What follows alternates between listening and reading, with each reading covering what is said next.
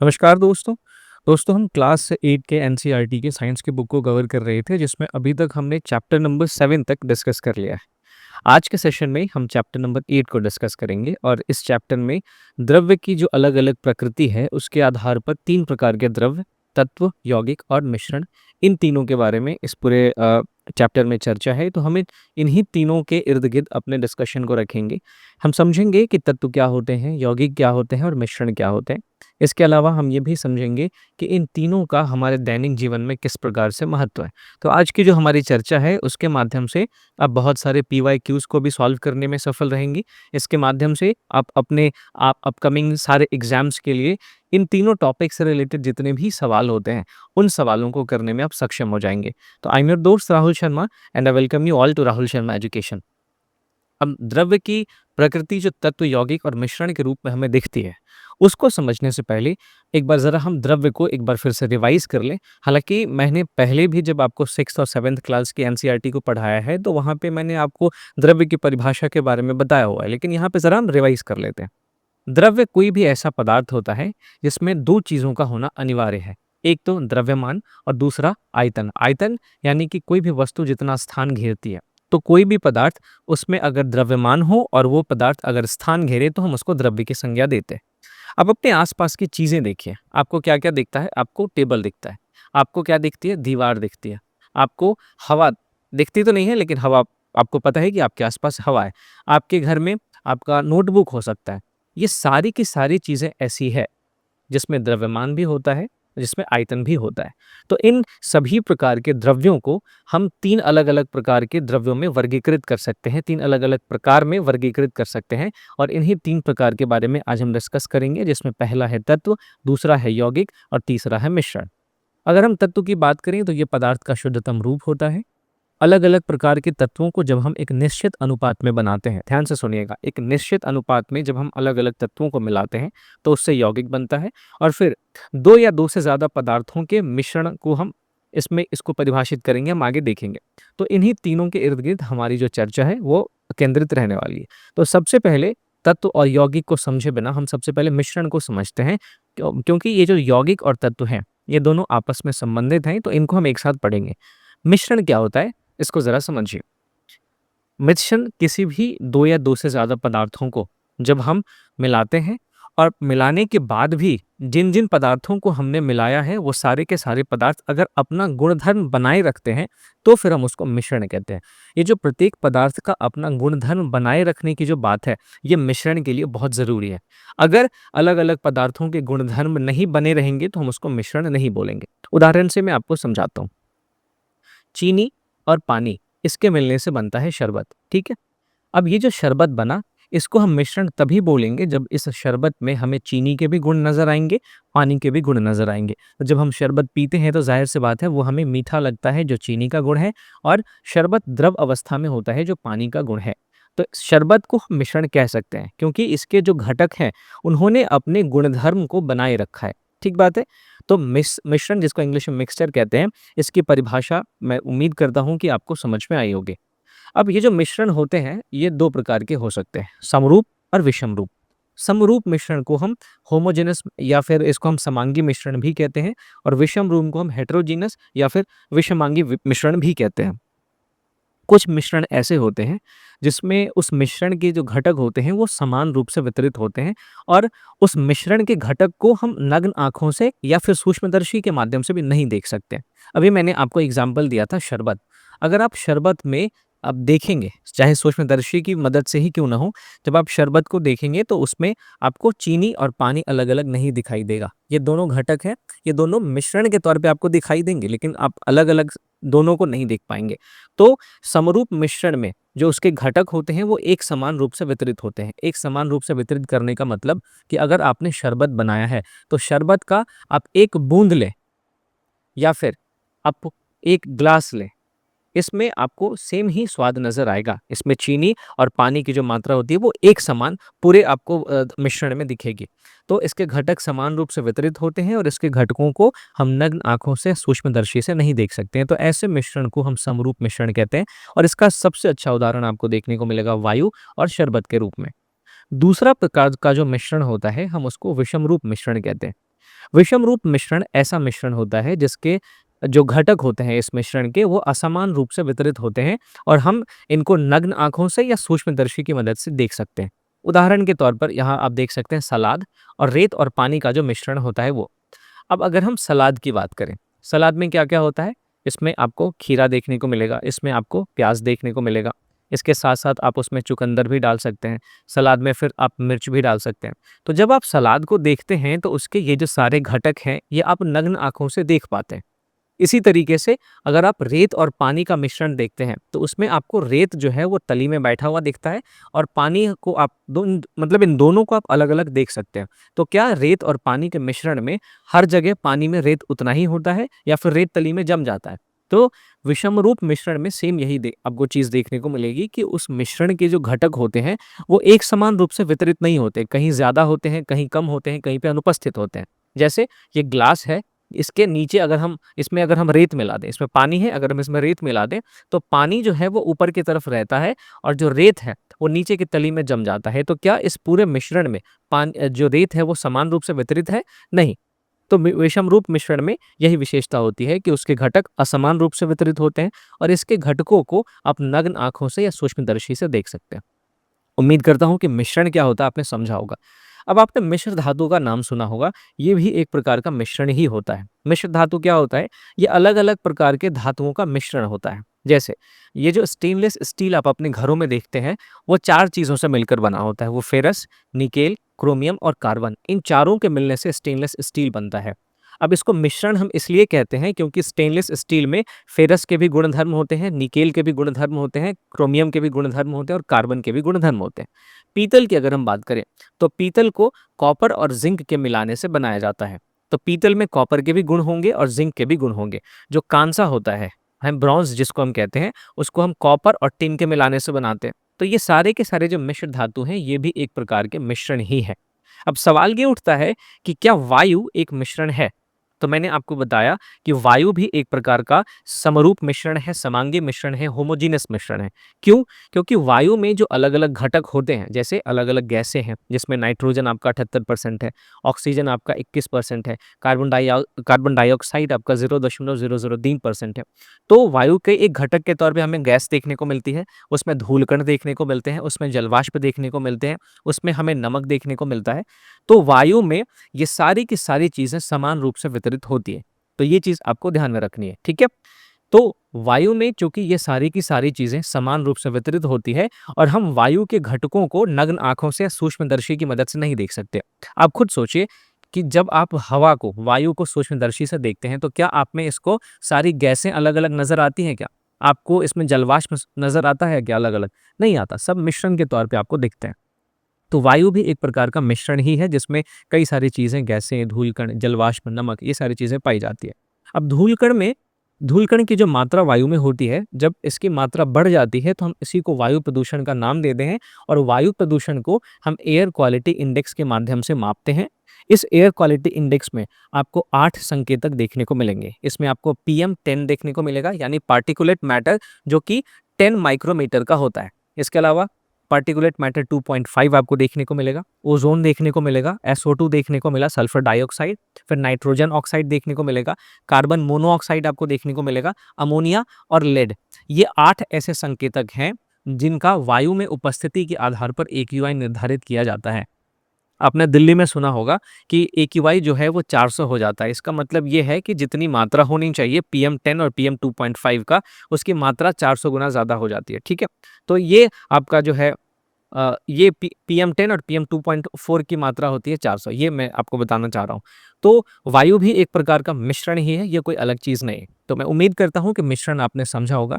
अब इस तालिका के माध्यम से अलग-अलग प्रकार के मिश्रण को आपको पहचानना है। जैसे आप सोडा जल की बात करें तो सोडा जल एक प्रकार का समरूप मिश्रण ही होगा क्योंकि उसमें जो कार्बन डाइऑक्साइड गैस होती है वो एक समान रूप से घुली हुई होती है, वितरित होती है।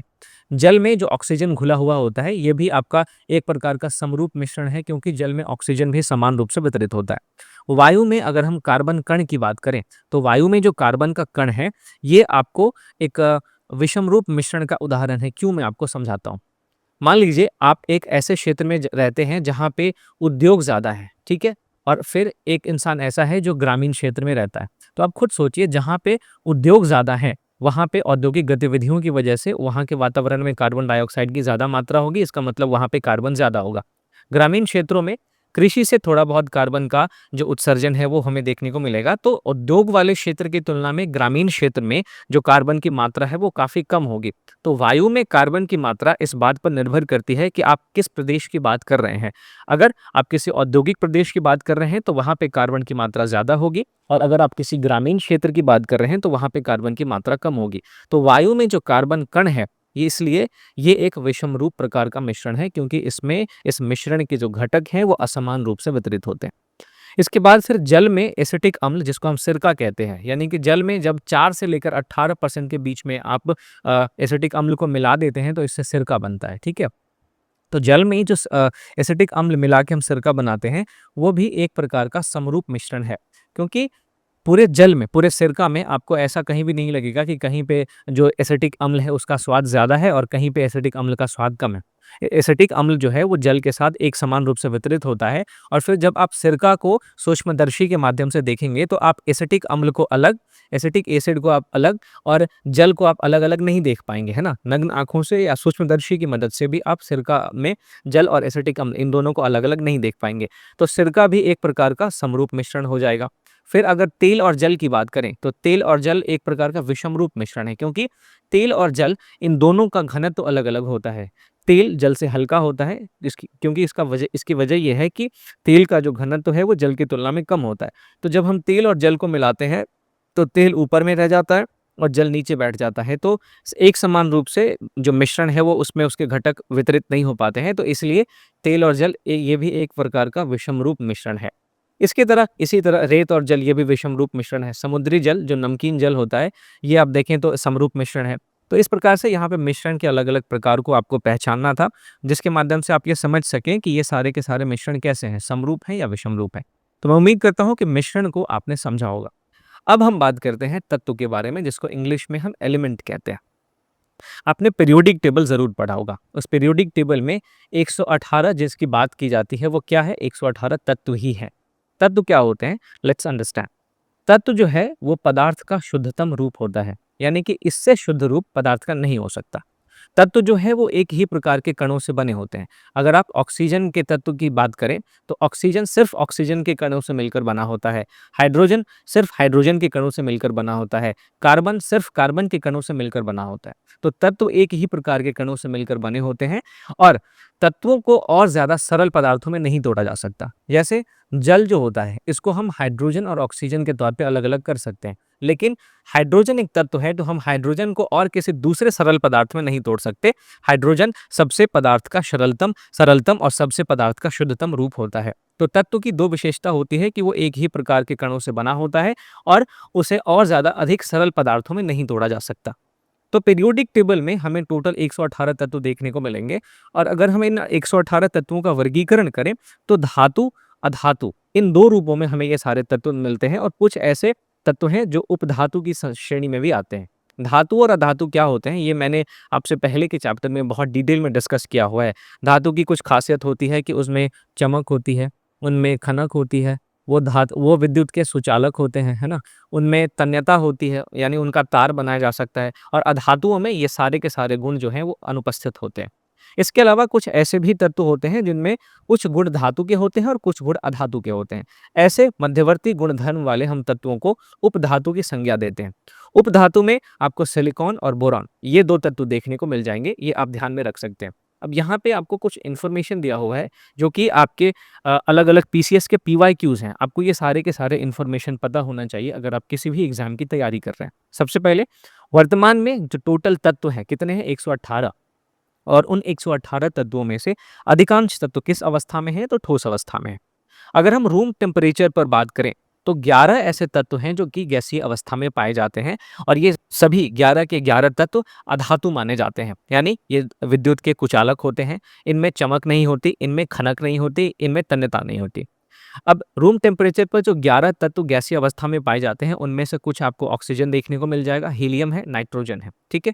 रूम टेम्परेचर पर केवल 2 ऐसे तत्व हैं जो कि द्रव अवस्था में होते हैं, जिनमें पहला एक पारा जो कि एक धातु है। इसका संकेत क्या होता है? Hg। हम पारा को Hg कहते हैं, ठीक है? फिर इसके बाद ब्रोमीन एक और ऐसा तत्व है जो कि रूम टेम्परेचर पर द्रव द्रव अवस्था में होता है, और ब्रोमीन एक अधातु है, ब्रोमीन एक गैस है, आपको पता होना चाहिए। फिर कुछ तत्व ऐसे हैं जो कि हैं तो ठोस, लेकिन जब हम उनको थोड़ी सी गर्मी देते हैं, उनको अगर हम 30 डिग्री सेल्सियस या 303 केल्विन तक गर्म करें, तो उस तापमान पर वो द्रव में परिवर्तित हो जाते हैं। तो ये सारे के सारे जो इन्फॉर्मेशन है, ये जो फैक्ट है, ये आपको ध्यान में होने चाहिए। तत्व को समझने के बाद अब हम समझेंगे यौगिक के बारे में, जिसको इंग्लिश में कंपाउंड कहते हैं। अगर आपने तत्व को समझ लिया है तो यौगिक को समझना बहुत आसान है। यौगिक कैसे बनता है? जब हम अलग अलग तत्वों को एक निश्चित अनुपात में मिलाते हैं तो उससे यौगिक बनता है। अब ये जो निश्चित अनुपात वाक्यांश है, ये बहुत ही जरूरी है और इस यौगिक की परिभाषा में सबसे ज्यादा महत्व रखता है। उदाहरण के तौर पे मैं आपको समझाता हूँ। जल एक यौगिक है। इसका फॉर्मूला क्या होता है? H2O, यानी हाइड्रोजन के 2 अणु ऑक्सीजन के 1 अणु के साथ मिलकर जल को बनाते हैं। तो अनुपात क्या हो गया? 2:1। अगर आप इस 2:1 को बदल देते हैं और हाइड्रोजन के 3 अणु को ऑक्सीजन के 2 अणु के साथ मिलाते हैं, तो आपको जल नहीं मिलेगा। तो जल बनाने के लिए आपको एक निश्चित अनुपात में हाइड्रोजन और ऑक्सीजन को मिलाना पड़ेगा, तभी जाके जल आपको मिलेगा। तो यौगिक बनाने के लिए अलग अलग तत्वों का एक निश्चित अनुपात में मिलना बहुत जरूरी है। अगर आप उस अनुपात को बदलेंगे तो बनने वाला यौगिक भी बदल जाएगा, आपको सेम यौगिक नहीं मिलेगा। नमक की बात करें तो नमक भी एक यौगिक है जो कि सोडियम और क्लोरीन के मिलने से बनता है। सोडियम का एक कण क्लोरीन के एक कण के साथ मिलता है, तो इससे हमारा जो नमक है वो बनता है। फिर जो चीनी है, चीनी भी एक यौगिक है क्योंकि ये कार्बन, हाइड्रोजन और ऑक्सीजन के मिलने से बनता है। इसमें इसका फॉर्मूला होता है C12H22O11, यानी कि 12 कार्बन, 22 हाइड्रोजन और ऑक्सीजन का अनुपात 11, यानी 11 ऑक्सीजन के कणों से मिलकर बनता है। तो यहाँ पे जो अनुपात है 12:22:11, इसी अनुपात में अगर हम कार्बन, हाइड्रोजन और ऑक्सीजन को मिलाएंगे तो हमें चीनी मिलेगा। अगर इस अनुपात को हम बदल देंगे तो हमें कोई और यौगिक मिल जाएगा। तो ये जो निश्चित अनुपात में मिलाने की बात है, ये सबसे इंपॉर्टेंट चीज आपको ध्यान में रखनी है। अब जो यौगिक होते हैं उनकी कुछ विशेषताएं होती है।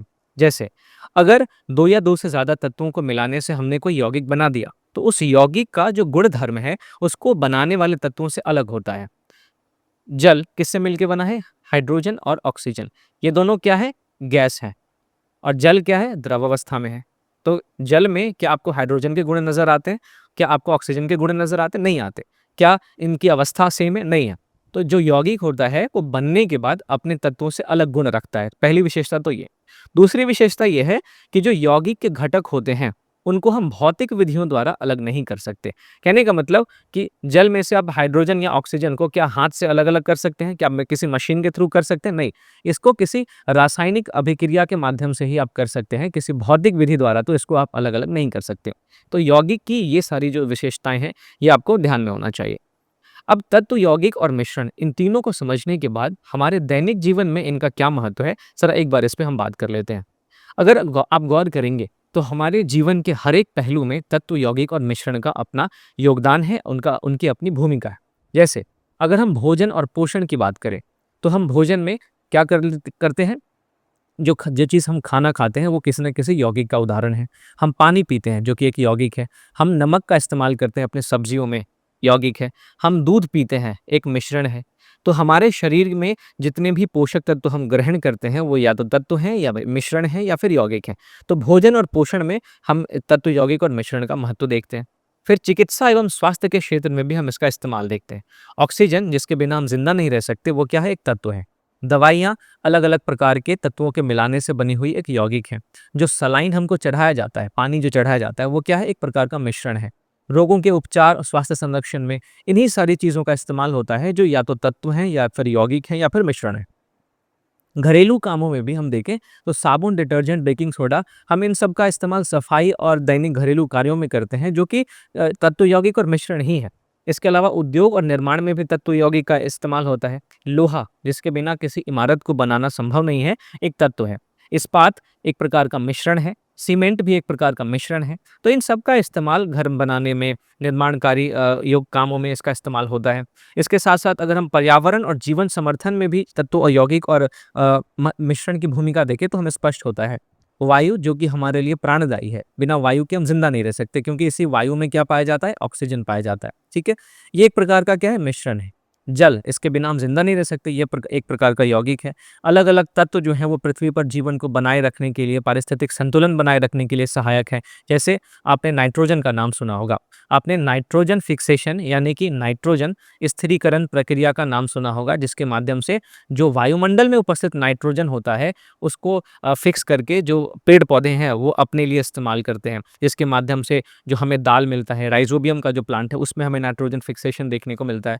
तो अलग अलग प्रकार के जो पारिस्थितिक संतुलन होते हैं उनको बनाए रखने में तत्व यौगिक और मिश्रण का योगदान है। हमारी पृथ्वी पर जीवन को बनाए रखने में भी तत्व यौगिक और मिश्रण का महत्व है। तो मैं उम्मीद करता हूं कि दैनिक जीवन में इन तीनों प्रकार के द्रव्यों का क्या महत्व है आपने समझा होगा। अब इस चैप्टर में एक और प्राकृतिक पदार्थ के बारे में हमसे चर्चा की गई है, जिसको हम खनिज कहते हैं। खनिज क्या है? ये ऐसे प्राकृतिक पदार्थ होते हैं जिनका एक निश्चित रासायनिक संगठन होता है। रासायनिक संगठन करने का मतलब केमिकल कंपोजिशन। जैसे अगर हम सोना की बात करें, अगर हम चांदी की बात करें, तो ये ऐसे प्राकृतिक पदार्थ हैं जिसका एक निश्चित रासायनिक संगठन होता है। सोने का अगर हम केमिकल कंपोजिशन देखेंगे तो वो चांदी से अलग होगा। और जितने भी सोने पाए जाते हैं, चाहे बिहार का सोना हो, भारत का सोना हो, अमेरिका का सोना हो, सोना अगर कहीं भी पाया जाएगा तो उसका केमिकल कंपोजिशन सेम होगा।